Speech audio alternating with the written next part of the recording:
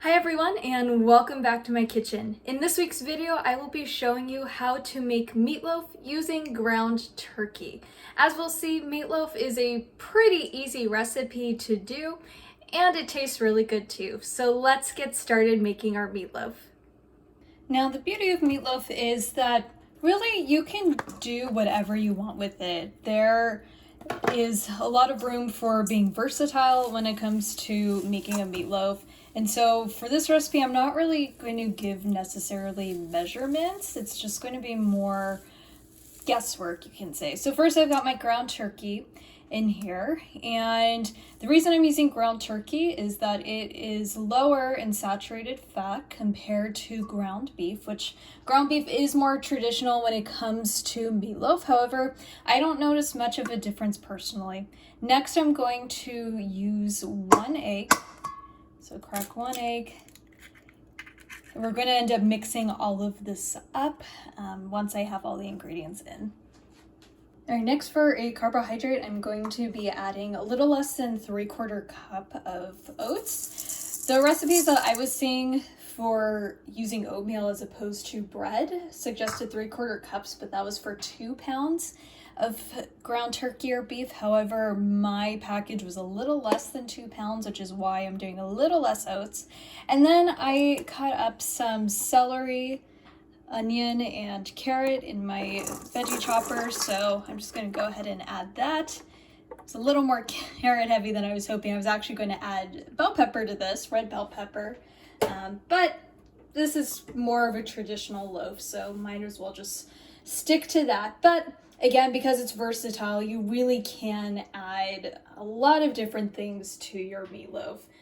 Maybe if you want to make it more of a Mexican inspired, you can add cilantro to it and use more of those types of flavors, such as cumin and chili powder, or you can go a different route too. So for this one, I'm going to also add some Italian seasoning to my mixture. So we'll go ahead and do that. I'm going to add a little bit more onion powder just because there's so much carrot in this that I still want there to be onion taste that comes through, and I don't know if my 1 onion that I cut up was going to do the job. And then I'm going to add some black pepper as well. I'm not going to add salt because the topping is going to have several condiments on it, which condiments generally are higher in salt, so that's going to be where our salt comes in. So now what I'm going to do is I am going to just dig my hands in here, mix it up. That's the easiest way to do it. Just make sure it's nice and evenly distributed when it comes to your vegetables. Move this up a little. There we go. Camera's not wanting to cooperate today on the stand. Oh. So just keep mixing this up.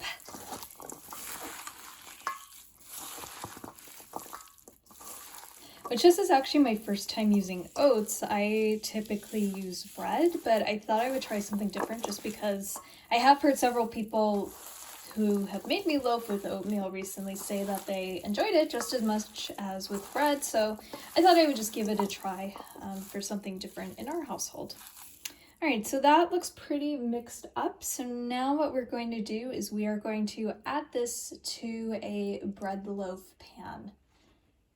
All right, so here is my pan, and literally I am just dumping this, well, maybe not literally dumping, but transferring it from the bowl into my bread loaf pan here. So I want to try to make sure that it's somewhat fairly evenly distributed. So we're getting this mixture as evenly distributed as we can. And then I already have my oven heated. It is at 350 degrees. And so to start, I'm going to put it in the oven for 30 minutes.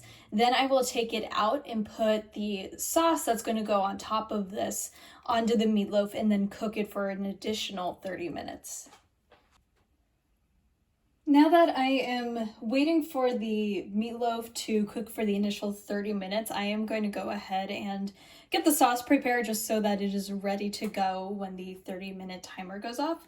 Same thing with the meatloaf. This is just going to be me randomly putting in different ingredients, not necessarily measuring for this. As I have learned, cooking is more of an art, whereas baking is more of a science. Baking, you need to be a little more exact or else things can go wrong very quickly. Whereas with cooking, there's more room for tinkering around or with playing with our ingredients. So for our sauce, I'm going to be doing primarily ketchup. I was just adding some Dijon mustard, which I was going to use yellow mustard. However, I don't have any on hand, so that's why I'm going with the Dijon. I'm also going to add some Worcestershire sauce. And then finally, I'm going to add some brown sugar. Not a lot though. Ketchup already has sugar in it, although I believe I might have been using a low sugar one. Although I had taken the label off for one of my classes last semester since I was having them guess food labels, how much was in a food label. So fortunately, I don't have the nutrition information or the packaging information on this one. So now what I'm going to do is just mix this up here. I might need to add a little bit more just to make sure that my loaf is actually covered, which, yeah, I'm looking, this is definitely going to need to at least increase by 1/2, maybe by 2. So I'm just going to add more here. Again, this does not need to be exact. However, I am wanting to emphasize more of the ketchup as opposed to some of the other ingredients. So looking at that, still don't think it's enough. So I'm going to keep tinkering here, and again, it's up to you with how you want to do this, what ingredients you want to add, and but for most meatloaf recipes, you're going to see the classic ketchup and mustard as the topping. I just took the loaf out of the oven because 30 minutes has passed, and so now all I'm going to do is I'm going to add my sauce to the top of the loaf. Try to get as much of this out of the bowl as possible. And then I'm going to want to just spread this around in order to make sure that it is covering all parts of the loaf, which it looks like I approximated fairly well when it came to making sure that this would cover everything, so that is good. Okay, so now I'm just going to put this back in the oven for an additional 30 minutes, and then we will be ready to go. So as we've seen so far, this is fairly easy to make, especially for a beginner. The 30-minute marker went off and I took out our meatloaf, and here's what it looks like. So this is turkey meatloaf. Again, it's just a couple pounds of turkey. Granted, mine was a little less than 2 pounds of ground turkey. I also put in onion, celery, and carrot, and then cooked that for 30 minutes. And also I included some spices as well. And then I took it out, put on the topping, which I used mustard, ketchup, Worcestershire sauce, and a little brown sugar, and put it back in the oven for an additional 30 minutes. And after an hour on 350 degrees, we have our meatloaf. So I'm just gonna let it set in the pan for a little bit longer, maybe about 5 minutes, until I cut into it. As far as sides are concerned, again, just like meatloaf that's versatile, so can your sides be. So in my case, I'm going to be using mashed potatoes, and I'm also cooking up some red cabbage on the side, but it is entirely up to you what you put in your meatloaf. All right, that is all that I have for you. Thank you so much for watching, and until the next video, take care.